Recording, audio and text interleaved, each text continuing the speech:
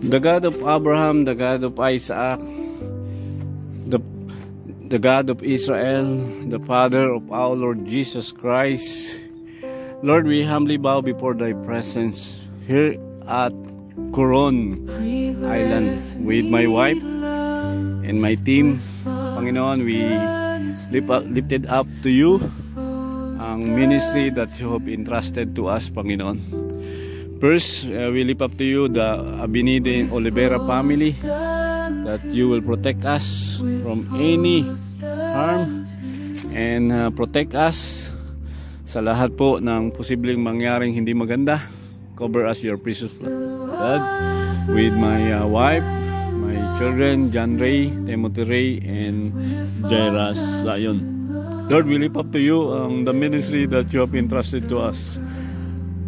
Hashtag One Bible Win One Soul.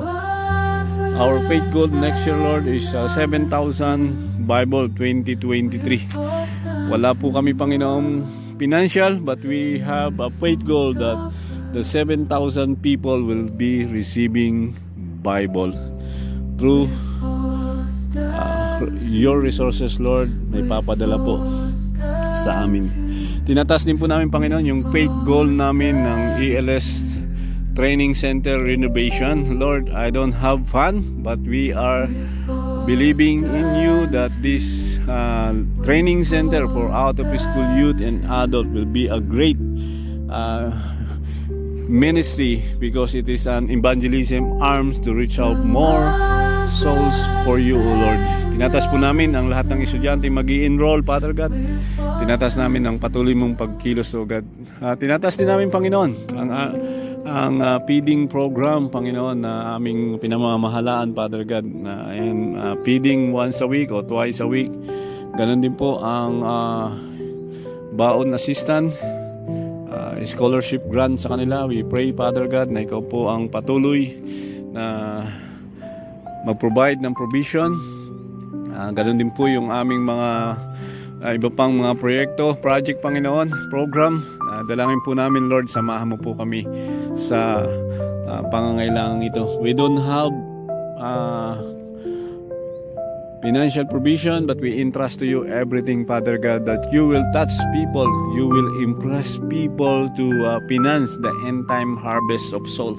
Kaya po sa oras na ito, Panginoon, tinataas namin, Ikaw ang Diyos na hindi magpapabaya sa pangako mo sa amin, Panginoon. Sasamahan mo kami at bibigyan mo kami ng katagumpayan sa buhay, especially in serving You, Lord, faithfully. Father God, help us to be faithful.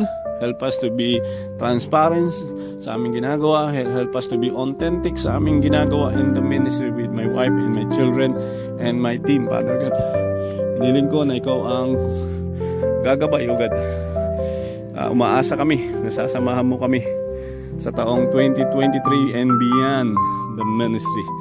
Ngayon pong araw na ito, tinataas po namin, Father God, na Ikaw ang Diyos na gagabay. Ikaw ang Diyos na tutulong sa amin. Kaya sa oras na ito, Panginoon, kami po ay nagtitiwala sa kapangyarihan ng Blessed Holy Spirit na Siyang tutulong sa amin, Panginoon. Lord, gabayan mo po kami at tulungan kami. Ito po yung aming hinihiling sa tanging pangalan ng Panginoon Jesus. Amen. Amen.